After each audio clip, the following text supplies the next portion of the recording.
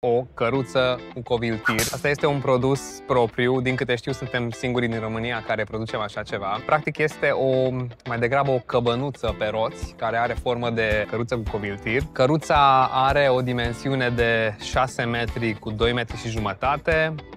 Este dotată cu baie în spate, este izolată, astfel se poate folosi și iarna. Se pretează foarte bine ca și o investiție. După calculele noastre, un produs din acesta se cam amortizează undeva între un an și jumătate, maxim 2, în funcție de cât de bine se administrează locația. Practic am undeva o pensiune, am o casă de oaspeți sau o afacere similară, mai plasez câteva corturi, câteva căruțe și practic am făcut afacerea mea mai diversificată și pot să atrag clienți din mai multe domenii.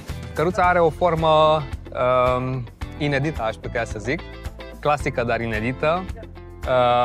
Și acest lucru este foarte atrăgător pentru clienți.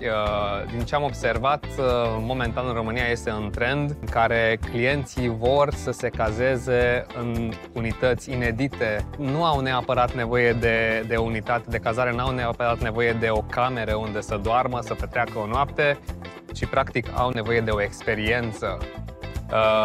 Dacă eu, de exemplu, cel mai probabil nu o să țin minte unde am dormit la București, cât timp am fost cazat aici, peste 5 ani, dar cu siguranță voi ține minte nopțile acelea petrecute în căruța noastră cu coviltir.